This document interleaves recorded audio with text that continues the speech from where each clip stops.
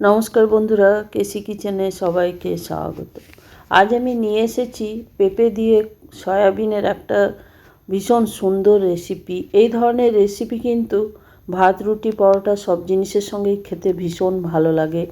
আর এটা বানানোর পরে মাছ মাংসও ফেল হয়ে যায়, এত সুন্দর এটার টেস্ট হয়। চলো দেখে নিই আমি কিভাবে বানাচ্ছি। দেখো, আমি কিছুটা সয়াবিন নিয়েছি আর একটা পেঁপেকে ডুমো করে কেটে নিয়েছি। তারপরে এই দিকে সয়াবিনটা প্রথমে আমি গরম জল দিয়ে ভিজিয়ে মিনিট 4-5 এটাকে রেখে দেব।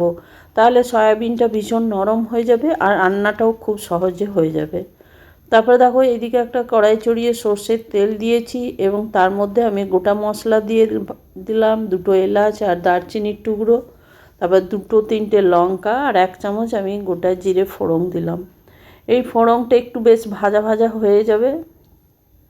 তারপরে একটা পেঁয়াজকে আমি ছোট করে কেটে রেখেছি, সেই পেঁয়াজটা আমি দিয়ে দেবো এটার মধ্যে। পেঁপের তরকারি অনেকেই খেতে চায় না, এইভাবে যদি তোমরা বানিয়ে দাও তো পেঁপে অনেকেই সহজেই খেয়ে নেবে আর খেতে ভীষণই ভালো লাগে। পেঁয়াজটাকে দেখো খুব সুন্দর করে প্রথমে লাল লাল করে আমি ভেজে নেব।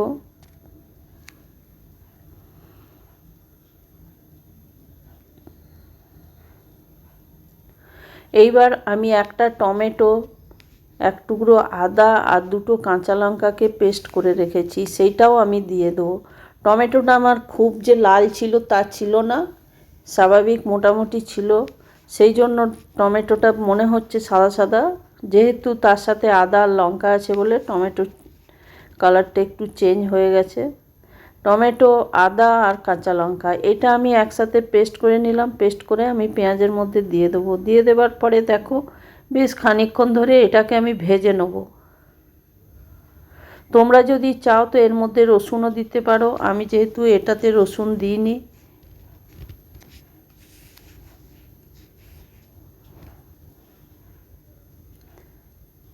এইবার দেখো পরিমাণ মতো আমি নুন দিয়ে দিলাম।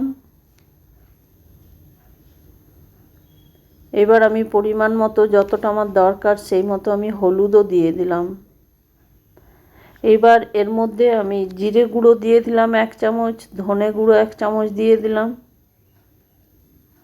দিয়ে দেওয়ার পরে মশলাটা বেশ খানিকক্ষণ ধরে ভালো করে এটাকে কষিয়ে নেব।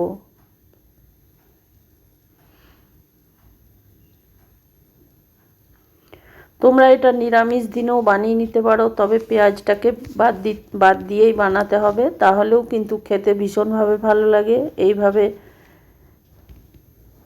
পেঁপের তরকারি। তারপরে দেখো আমি 1 চামচের মতো চানা ডাল বা ছোলার ডালটা ভিজিয়ে রেখেছি, সেটা আমি দিয়ে দিলাম।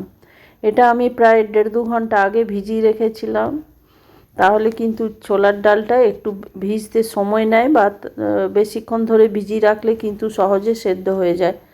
তারপরে দেখো মশলাটা ভাজা আমার অনেকটা হয়ে গেছে, প্রায় 80%। এরপর আমি পেঁপেটা দিয়ে দিলাম। পেঁপেটা দিয়ে দেওয়ার পরে দেখো বেশ খানিকক্ষণ আবার কষিয়ে নেবো আমি মশলাটা বা পেঁপেটা।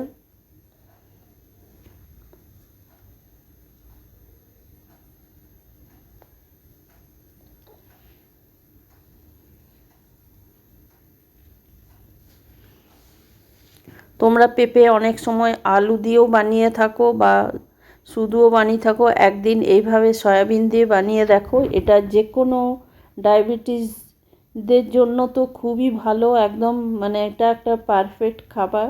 তারাও এটা সহজে খেয়ে নিতে পারবে, কেন কি এর মধ্যে আলু একদমই নেই। তারপরে দেখো পেঁপেটা ভাজা হয়ে যাওয়ার পরে আমি সয়াবিনটা ওইদিকে ছেঁকে তুলে রেখেছিলাম, সয়াবিনটাও আমি এর মধ্যে দিয়ে দিলাম। দিয়ে দেওয়ার পরে দেখো আরও বেশ খানিকক্ষণ আমি এটাকে কষিয়ে নেবো, তাহলে সয়াবিনটার মধ্যে মশলাটা মাখানো যাবে। বা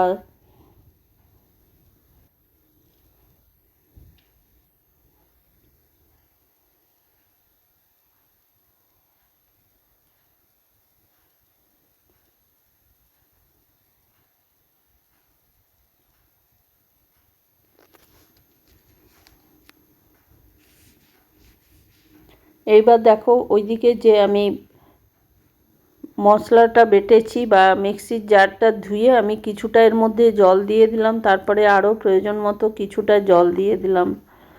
আর পেঁপেটা একটু সেদ্ধ হতে সময় নেবে, সেই পরিমাণ আন্দাজ করেই জলটা দিতে হবে।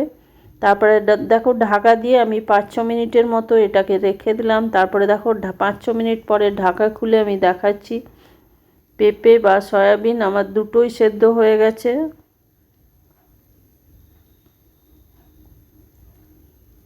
তারপরে বলে দিই, আমার রেসিপি যদি তোমাদের ভালো লেগে থাকে তো লাইক, শেয়ার ও কমেন্ট অতি অবশ্যই করে দিও। নতুন বন্ধুদের সাবস্ক্রাইব করার অনুরোধ রইল।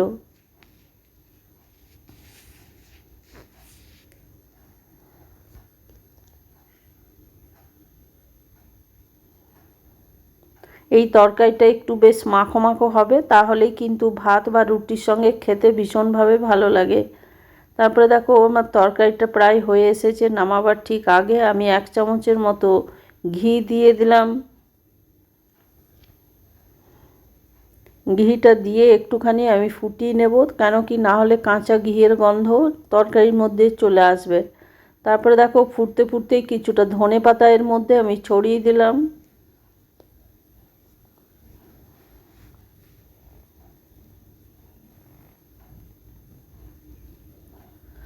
তারপরে দেখো তরকারিটা আমার হয়ে গেছে। হয়ে যাওয়ার পরে আমি গ্যাসটা বন্ধ করে দিলাম। গ্যাসটা বন্ধ করে দিয়ে ঢাকা দিয়ে প্রায় 5 মিনিটের জন্য স্ট্যান্ডিং টাইমে রেখে দিয়ে আমি ঢাকা খুলে দেখাচ্ছি। দেখো কত সুন্দর আর কত লোভনীয় তরকারিটা আমার হয়েছে। তোমরা সকলে ভালো থেকো, সুস্থ থেকো। ফিরে আসছি পরের রেসিপি নিয়ে। ধন্যবাদ।